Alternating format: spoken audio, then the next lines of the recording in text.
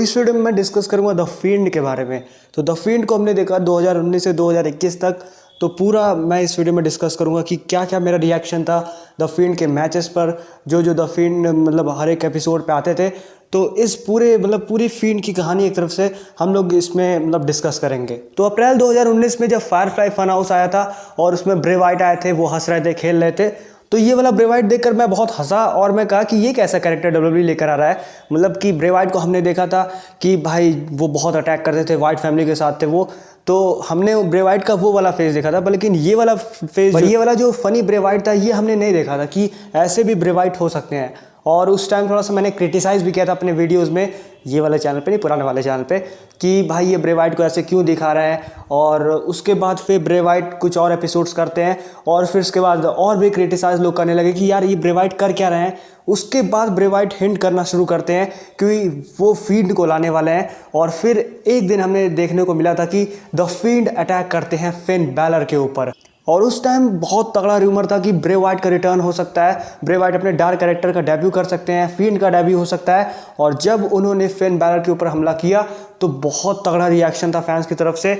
मतलब कि जो इंटरनेट बिल्कुल क्रेजी हो गया था। वो तो कह रहा था भाई ये गजब कैरेक्टर लग रहा है, काफ़ी धांसू है। और मैं अपनी बात करूँ तो मुझे भी लग रहा था कहीं ना कहीं वाइट फैमिली, ब्रे वाइट, ये लोग मिसिंग है डब्ल्यूडब्ल्यू के लिए। और जब वो आते हैं, ब्रे वाइट अपना कैरेक्टर लेकर आते हैं, तो बहुत ही एक्साइटमेंट था कि आगे फील्ड क्या करने वाला है। उसके बाद द फील्ड लेजेंड्स पे अटैक करना शुरू करते हैं, जो कि बहुत ही बढ़िया होता है, इंटरेस्टिंग होता है। हर एक हफ्ते फील्ड का एक अटैक होता है, जो कि इंटरेस्टिंग चीज़ थी कि भाई रॉ आज देखना है तो आज देखते हैं कि फील्ड किसके ऊपर हमला करेंगे। तो फील्ड ने एक तरफ से रॉ को इंटरेस्टिंग बनाना शुरू कर दिया था।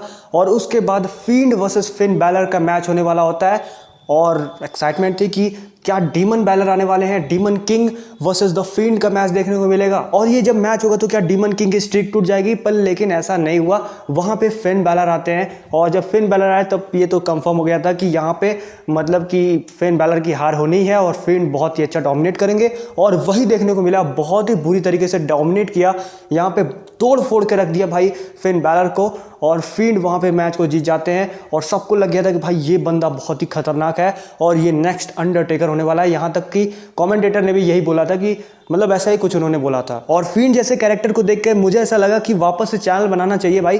बढ़िया है, डब्ल्यूडब्ल्यू इंटरेस्टिंग वापस से हो रहा है और फील्ड में भी कुछ इंटरेस्टिंग कर सकते हैं। और फिर डब्ल्यूडब्ल्यू थोड़ा सा फील्ड को ब्रेक देता है और फिर उसके बाद वहाँ पे सेथ रॉलिंस और ब्रॉन स्ट्रोमन का मैच क्लैश ऑफ चैंपियंस में हो रहा होता है। और यहाँ पे मैं बिल्कुल भी सेथ रॉलिंस के साथ नहीं था। मुझे चाहिए था कि भाई यहाँ पे टाइटल चेंज हो जाए। पता था कि सेथ रॉलिंस जीतेंगे, पर लेकिन फिर भी सपोर्ट था ब्रॉन स्ट्रोमन के लिए पूरा, पर लेकिन ब्रॉन स्ट्रोमन जीतते नहीं हैं और सेथ रॉलिंस जीत जाते हैं। फिर उसके बाद मैच के एंड में मैच खत्म हो जाता है तो वहाँ पे द फील्ड हमला करते हैं और मैं बिल्कुल एक्साइटेड हो गया था Seth Rollins versus the field के लिए, जहाँ पे मैं तो चाहता था कि भाई द फील्ड किसी भी हालत में मैच को जीते और वो चैंपियन बने, क्योंकि सेथ रॉलिंस ने पका दिया था। सेथ रॉलिंस के साथ द फील्ड की फ्यूड स्टार्ट हो जाती है, पर लेकिन फिर भी द फील्ड अपना लेजेंड्स पे अटैक करने वाला जो बिजनेस था उनका वो बंद नहीं करते हैं। केन आते हैं सेथ रॉलिंस को बचाने के लिए और द फील्ड उनके ऊपर भी हमला कर देते हैं। ब्रॉन स्ट्रोमन के ऊपर भी द फील्ड हमला करते हैं और फिर उसके बाद हेल इन अ सेल में the field versus Seth Rollins का मैच हमें देखने को मिलता है। हेल इन अ सेल 2019 में हमें देखने को मिलता है the field versus Seth Rollins for the universal championship. और यहाँ पे मे बी डब्ल्यूडब्ल्यू ने सबसे बड़ी मिस्टेक कर दी फील्ड के करियर के साथ और जिसकी वजह से मे बी फील्ड रिलीज हो गए। यही एक रीज़न मुझे पता नहीं क्यों लगता है, ऐसा है नहीं, पर लेकिन ऐसा लगता है मुझे, पता नहीं क्यों। और ये यहाँ पे ये है, और ये रीज़न ये है यहाँ पे कि द फील्ड को इन्होंने इतना ज़्यादा स्ट्रॉन्ग दिखा दिया, यहाँ पे इतना ज़्यादा इन्होंने स्ट्रॉन्ग दिखा दिया जिसकी वजह से प्रॉब्लम क्रिएट हो गई फ्यूचर के लिए। यहाँ पे आपने देखा था 11 कर्ब स्टॉम्प पे किक आउट किया था भाई द फील्ड ने, साथ ही साथ एक पेडिग्री और हथौड़ी भी मारी थी। उसके बाद भी द फील्ड ने किक आउट कर दिया था, जो कि बहुत ही बड़ा प्रॉब्लम क्रिएट किया खुद फील्ड के लिए। अब पता नहीं जिसने भी ये स्क्रिप्ट लिखी थी क्या सोच के उन्होंने लिखा था, मुझे नहीं समझ में आता है। उन्होंने, मुझे लगता है वो फील्ड को ज़्यादा तगड़ा दिखाना चाह रहे थे ताकि फैंस अट्रैक्ट होंगे। फैंस तो अट्रैक्ट हुए, पर लेकिन आपको फिर उस चीज़ को कंटिन्यू भी करना होता है। बाद में इन्होंने क्या किया, एक सुप्लेक्स पे पिन करवा दिया, उसके बाद एक आरक्यू पे पिन करवा दिया और फैंस सोचते रहे कि भाई ये सब क्या हो रहा है। और उस मैच की एंडिंग भी बड़ी महान तरीके से हुई थी भाई। डिस्क्वालिफिकेशन से सेथ रॉलिंस ने अपना टाइटल रिटेन कर लिया था, हेल इन अ सेल था वो। तो क्या ही बोला जाए। तो बहुत ज़्यादा हेट मिला था डब्ल्यूडब्ल्यूई को। उसके बाद द फिंड का कैरेक्टर मतलब डाउन तो नहीं हुआ कहीं, वहाँ पे तो बहुत तगड़ा उन्होंने दिखाया था द फिंड को। द फिंड उसके बाद फिर सुपरस्टार्स पे अटैक कर रहे थे, सेथ रॉलिंस पे अटैक कर रहे थे, Roman Reigns versus Seth Rollins का मैच हो रहा था, वहाँ पे भी सेथ रॉलिंस आके अटैक कर दिए थे, जो कि बहुत ही बढ़िया मूवमेंट था। मतलब मुझे मजा आ गया था उस चीज़ को देखकर कि भाई गजब यार, द फिंड को भी इसमें ला दिया। और वहाँ से मतलब एक तरफ से मतलब ये दिमाग में था कि जब रोमन रेंस और फिंड का मैच होगा तब कितना मजा आने वाला है। और फिर उसके बाद क्राउन ज्वेल में द फिंड सेथ रॉलिंस को हरा के यूनिवर्सल चैंपियन बनते हैं, और वहाँ पे मैं खुश हुआ था भाई। वो मैच बहुत ही अच्छा था, मुझे बहुत ही बढ़िया लगा था।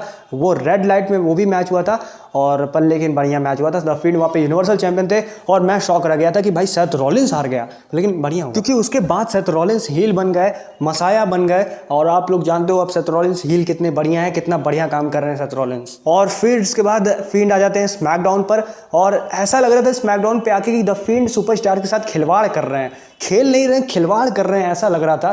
क्योंकि मतलब उनके सामने जो भी आ रहा था वो ऐसा लग रहा था बच्चा है भाई। द मिज आते हैं, मिज को देखकर ब्रे वाइट आ जाते हैं, मतलब देख के ही लग रहा था कि भाई देखो फिंड एकदम सीरियस भी नहीं है मिज के लिए।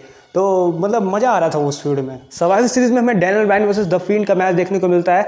मुझे लगा था भाई द फिंड वर्सेस ब्रॉक लेसनर का मैच देखने को मिलेगा सर्वाइवल सीरीज में, पर लेकिन डब्ल्यूडब्ल्यूई इस मैच को बचाना चाह रहा था, सोच रहा था कि आगे चल के ड्रीम मैच होगा ये, पर लेकिन वो हमेशा के लिए ड्रीम मैच हो गया। टीएलसी में हमें Bray Wyatt versus the Miz का मैच देखने को मिलता है, और यहाँ पे मैं सोच रहा था मे बी वो ईटर्स ऑफ द वर्ल्ड वाले ब्रे वाइट आएंगे, पर लेकिन वो नहीं आए यार, अच्छा नहीं लग रहा था। लेकिन वहाँ पे मिज को भी हरा देते हैं ब्रे वाइट, और फिर इसके बाद वहाँ डैनियल ब्रायन ब्रे वाइट के ऊपर अटैक करते हैं, और फिर उसके बाद भाई रॉयल नंबल में द फिंड वर्सेस डैनियल ब्रायन का मैच बुक हो जाता है। डैनियल ब्रायन और द फिंड की स्टोरी लाइन काफ़ी बढ़िया थी, बढ़िया तरीके से मतलब कि बनाया गया था डब्ल्यूडब्ल्यूई द्वारा, और जो मैच हुआ था वो भी अच्छा था, मतलब मज़ा आया था उस मैच को देखकर। और डैनियल ब्रायन ने बहुत कुछ करने की कोशिश की, द फिंड को हराने की कोशिश की, पर लेकिन द फिंड नहीं हारे, और वहाँ पे चीयर मिलने लगा था। मतलब कि उस टाइम मुझे याद है डैनियल ब्रायन हील थे अक्टूबर के टाइम पर, लेकिन जनवरी के टाइम जब फ्यूड खत्म हो रही थी तो डैनियल ब्रायन फेस बन गए थे, और बहुत ही बढ़िया चीयर मिल रहा था डैनियल ब्रायन को। और उस टाइम फिंड भी फैन फेवरेट थे, पर लेकिन डैनियल ब्रायन को बहुत तगड़ा चीयर मिल रहा था, ऐसा लग रहा था फैंस चाहते हैं कि डैनियल ब्रायन जीत जाए, पर लेकिन वहाँ पे द फिंड मैच को जीत जाते हैं। बेचारे कितना करते हैं, वो भी फिंड है। अब डैनियल ब्रायन गोल्डबर्ग थोड़े हैं कि शर्माने लगेंगे, नहीं मैं नहीं हारूंगा, अरे नहीं। उस टाइम स्मैकडाउन पे कोई रह ही नहीं गया था जो कि द फिंड को टक्कर दे सके, और वहाँ पे मे भी सबको लग रहा था कि अब रोमन रेंस की बारी है जो कि फेस करेंगे द फिंड से, और सबको लग रहा था शायद रोमन रेंस हराने वाले हैं द फिंड को रेसलमेनिया में, वहाँ पे उनकी स्ट्रीक टूटेगी। पर लेकिन उसके पहले ही आ जाते हैं गोल्डबर्ग आते हैं बिना किसी क्वालिफाइंग मैच के, कोई कंटेंडर मैच नहीं था उनके लिए, सीधे आते हैं, बोलते हैं मुझे चैंपियनशिप का मौका चाहिए, क्योंकि ब्रॉक लेसनर भाई ड्रू मैकिंटायर से लड़ेगा, रिकोशी से लड़ेगा, तो भैया मुझे फिंड से लड़ना है। और फिर उसके बाद मैच बुक हो जाता है फिंड वर्सेस गोल्डबर्ग सुपर शोडाउन। और इस मैच के लिए मैं बहुत ज़्यादा एक्साइटेड था, क्योंकि एक सुपरस्टार बॉच करता नहीं सॉरी मतलब एक सुपरस्टार मतलब काफ़ी मतलब डिस्ट्रक्टिव है, दूसरा भी बहुत ज़्यादा डिस्ट्रक्टिव है, और मुझे ऐसा लगा था कि गोल्डबर्ग यहाँ पे पुश करने आए हैं द फिंड को। और प्रेडिक्शन वीडियो में मैंने यही बोला था कि द फिंड यहाँ पे जीत जाएंगे। और फिर उसके बाद जब ये मैच हुआ और मैं बिल्कुल शॉक रह गया था, मुझे लगा कि भाई गोल्डबर्ग कैसे जीत सकते हैं द फिंड से। मैं वीडियो बनाया कि भाई लॉजिक की किस तरह धज्जियाँ उड़ाई है डब्ल्यूडब्ल्यूई ने। और भाई फिर उसके बाद तो मतलब वहाँ से मतलब वो एक तरफ से सबसे बड़ी मिस्टेक थी डब्ल्यूडब्ल्यूई की, जो रिसेंट ईयर्स में सबसे बड़ी मिस्टेक थी। द फिंड की हाइप उस मैच के बाद खत्म हो गया था, और मे बी यही रीज़न है क्यों, सबसे बड़ा रीज़न है क्यों डब्ल्यूडब्ल्यूई में अब द फिंड नहीं है।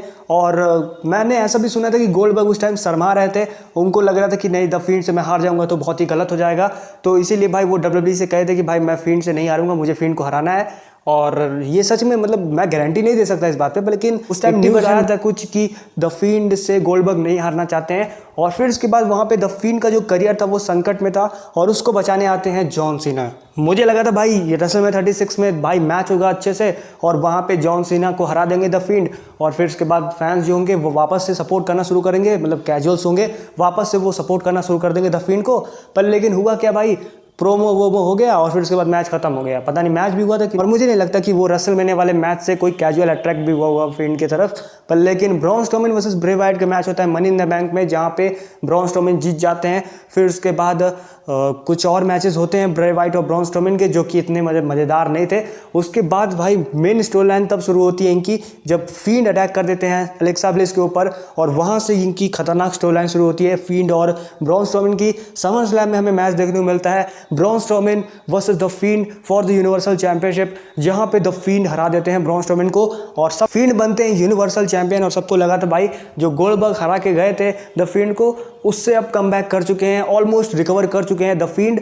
और वहां पे रोमन रेंस अटैक करते हैं और सबको लगा था कि अब भाई Roman Reigns versus the field जो ड्रीम मैच था वो अब may be clash of champions या फिर हेल इन अ सेल में देखने को मिलेगा, जो कि बहुत ही ज़्यादा बढ़िया होगा, इंटरेस्टिंग होगा।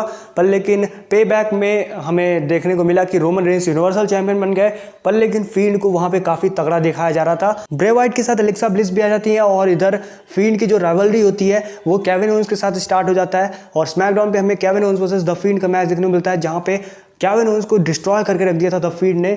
और फिर उसके बाद स्मैकडाउन से रॉ पे चल जाते हैं द फील्ड और वहां पे धीरे धीरे राइवलरी शुरू होती है रैंडी ऑर्टन के साथ। टीएलसी के लिए जो राइवलरी हुई थी फील्ड और रैंडी ऑर्टन की, वहाँ पे बहुत ज़्यादा डिस्ट्रक्शन हुआ था द फील्ड का। ऐसे से कई मोमेंट पे लग रहा था राइवलरी में कि रैंडी ऑर्टन मारना चाहते हैं द फील्ड को, पर लेकिन वो मार ही नहीं पा रहे थे, क्योंकि भाई फील्ड ऐसा सुपरस्टार ही था जो कि मतलब काउंटर कर दे रहा था हर चीज़ को, हर बात पे मतलब हर मूव का इलाज था भाई फील्ड के पास। रैंडी ऑर्टन को समझ में नहीं आ रहा था। और फिर उसके बाद टीएलसी में हमें मैच देखने को मिलता है जहाँ पे भाई रैंडी ऑर्टन मैच को भी जीत जाते हैं, बाई चांस जीत जाते हैं। और फिर भाई वो मतलब कि द फील्ड को जला भी देते हैं। फील्ड वहाँ पे मतलब मर चुके थे स्टोरी लाइन में, मतलब असलियत में थोड़े मरे थे। तो उसके बाद सबको लगा कि भाई अब फील्ड आ जाएंगे, फरवरी मार्च तक आ जाएंगे, रेसलमेनिया में इनका मैच फिक्स है। पर लेकिन भाई बहुत ज़्यादा लेट करा दिया डब्ल्यूडब्ल्यूई ने, फील्ड का रिटर्न हो ही नहीं रहा था। और बीच में इन्होंने बहुत ज़्यादा कचरा दिखाया, एलेक्सा ब्लिस का जादू टोना हो रहा था, पता नहीं क्या क्या हो रहा था, जो कि बहुत ज़्यादा कचरा था। और जो ये एलेक्सा ब्लिस जादू टोना करती थी, जो हरकतें कर रही थी, उसी वजह से भाई फैंस को ये सब पसंद नहीं आ रहा था। और वो भी एक रीज़न हो सकता है फील्ड के यहाँ पे रिलीज होने का। और एलेक्सा ब्लिस के जादू टोना से सिर्फ हम ही लोग नहीं परेशान थे, रैंडी ऑर्टन भी परेशान हो गए थे। और फिर फास्ट लेन में Randy Orton versus Alexa bliss का मैच होता है, जहाँ पे द फील्ड आते हैं और उनका मतलब बहुत ही वो स्केरी लग रहे थे, ऐसा कुछ फैंस का मानना है, मतलब बहुत फैन का मानना है, मतलब लोगों को अच्छा लग रहा था वो वाला फील्ड। और वो फील्ड जब आता है वो अटैक करता है रैंडी ऑर्टन के ऊपर। और फिर उसके बाद भाई उस वजह से भाई रैंडी ऑर्टन वहाँ पे एलेक्सा ब्लिस से हार जाते हैं। और अच्छा ये लग रहा था कि द फील्ड वापस आ चुके हैं, अब रेसलमेनिया में ये मैच देखने को मिलेगा हमें Randy Orton versus the field का। मुझे तो लगा था भाई कि रैंडी ऑर्टन हार जाएंगे इस मैच को, द फील्ड जीत जाएंगे। मैच बहुत ज़्यादा प्रेडिक्टेबल लग रहा था। और जब ये मैच होता है तो सबको लगा था भाई द फील्ड जीतेंगे, द फील्ड जीतेंगे। पर लेकिन भाई वहाँ पे सिस्टर एबिगेल जो होती हैं, एलेक्सा ब्लिस जो होती हैं, वो धोखा दे देती हैं। और फिर उसके बाद फील्ड वहाँ पे मैच को हार जाते हैं। और फिर उसके बाद भाई जो गुस्सा लोगों का वहाँ पे दिख रहा था, बहुत ज़्यादा सोशल मीडिया पे मतलब लोग डब्ल्यूडब्ल्यूई को क्रिटिसाइज़ कर रहे थे। और सब लोग कह रहे थे कि यार डब्ल्यूडब्ल्यूई द फील्ड को क्यों ऐसे हरा दी, वो भी रेसलमेनिया में। और फिर फायरफ्लाई फन हाउस का लास्ट एपिसोड होता है और वहाँ पे ब्रे वाइट आते हैं, जहाँ पे वो आगे बोलते हैं उनको काफ़ी अच्छा लग रहा है। उसके बाद में फायरफ्लाई फन हाउस का लास्ट एपिसोड देखने को मिलता है, जहाँ पर ब्रे वाइट आते हैं और वो बोलते हैं उनको मतलब कि उनको नया फील हो रहा है, वो रीबॉर्न फील कर रहे हैं और नया सीज़न आने वाला है और न्यू ब्रे वाइट देखने को मिलेगा। तो इस तरीके से वो हिंट कर रहे थे और ऐसा लग रहा था कि उनको पहले से पता चल चुका है कि वो रिलीज़ होने वाले हैं कंपनी से। और मे भी वो कहना ये चाह रहे थे कि वो नई कंपनी में जा रहे हैं और वहाँ पे एक नया ब्रे वाइट देखने को मिलेगा। मुझे ऐसा लगता है कि भाई वो ऐसा करना चाह रहे हैं। और तो ब्रे वाइट यार मैं तो कर रहा हूँ जहाँ भी वो जाएं भाई उनके साथ बढ़िया ही हो, क्योंकि भाई उन्होंने स्टोरी लाइन पे इतना ज़्यादा मेहनत किया, इतनी बढ़िया स्टोरी लाइन उन्होंने बनाया है। पर लेकिन उनको मतलब कि डब्ल्यूडब्ल्यूई उनके वर्क को अप्रिशिएट नहीं करता, एक तरफ से ऐसा ही लगता है भाई इतने सालों में तो ये चीज़ दिख ही रही है। भाई ये था पूरा कहानी द फील्ड का। आपको मतलब कैसा लगा भाई ये वीडियो, प्लीज़ कॉमेंट में जरूर बताइए। साथ साथ वीडियो को लाइक करिए, चैनल सब्सक्राइब करिए, बगल में बेल आइकन प्रेस करिए। वीडियो देखने के लिए बहुत बहुत थैंक यू।